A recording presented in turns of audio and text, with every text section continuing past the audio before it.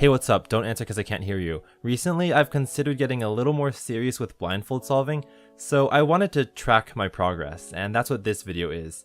Now, I know most of you subscribe to this channel because you want to see my data visualized bar graphs of the history of speed cubing records, and those are still coming. Specifically, I wanted to make the 5 blind video, but I know those world records are gonna drop by like 40 seconds in the next few months, so I want to hold off on that. But back to my own blind improvement, right now I'm still using mo3, and I'm thinking about adding a few 3-style algorithms for corners, but I'm not going to go as hardcore as like Jaden McNeil did back then, because I'm a casual and I don't want to try that hard. So anyway, with mo3, I'm averaging about 115 or 120, but in this video I have a 102 mean, which I'm pretty happy with because that's my PB by around 10 seconds. What I think is interesting is that even now I still don't have a sub 1 single. Specifically, my PB single now is 100.03 seconds, which is just mind-numbingly close to sub 1. It's literally less than 1 movie frame away from the threshold, because a movie frame is a 30th of a second. What? Okay, this is ridiculous.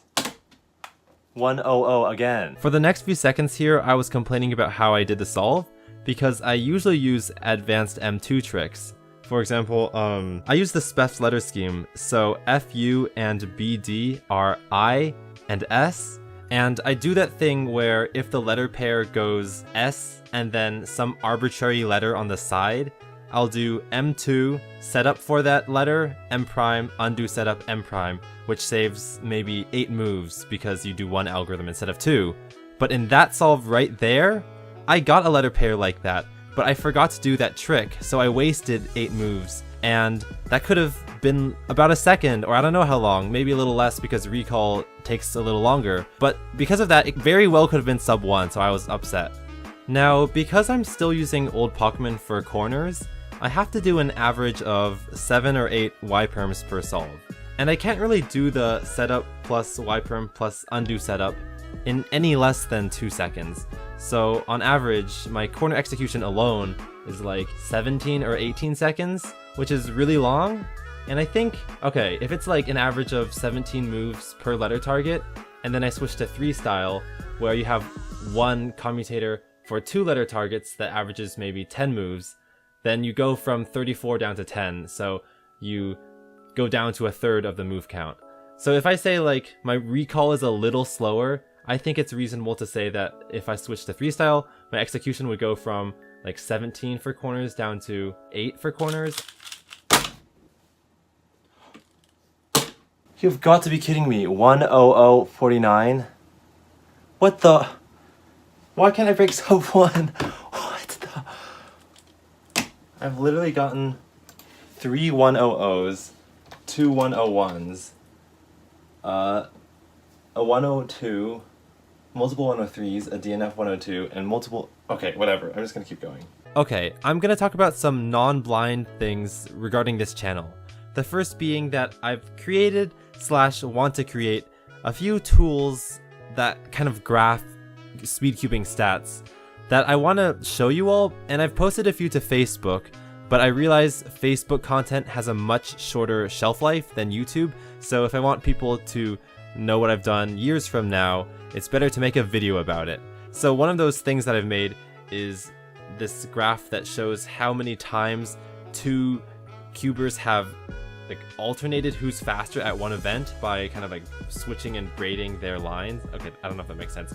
Well, okay, I would show you, but it's on a different computer that's currently off, so I'll just make the video and then you'll understand what it means. Another one being a nemesizer that visualizes across multiple events kind of through different dimensions. Yeah, you'll understand later. So I'm gonna do that.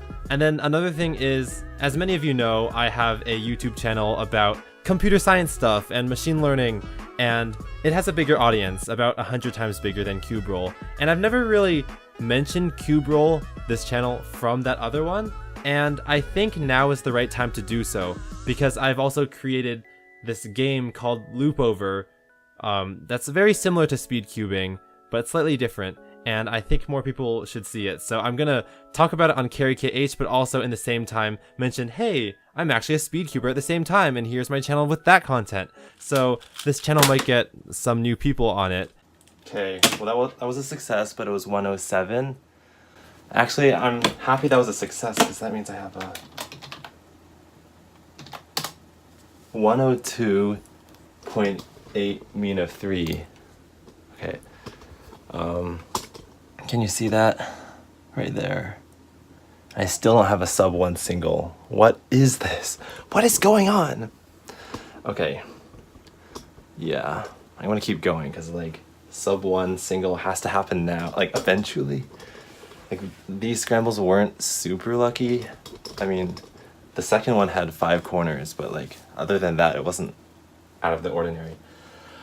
Okay. It's past midnight, I should be quiet. I'm gonna keep going. I don't want to link to that game here in this video because even though I trust you all, I kind of want the grand release of Loopover to happen all at once on both channels. And also, like, Loopover isn't perfect, and I know it'll never be, but let me just fix up a few things first, and then you can all rush over to it. What am I talking about? Maybe you won't want to play at all. Anyway, that's the details of this video and like what I've been up to, and goodbye.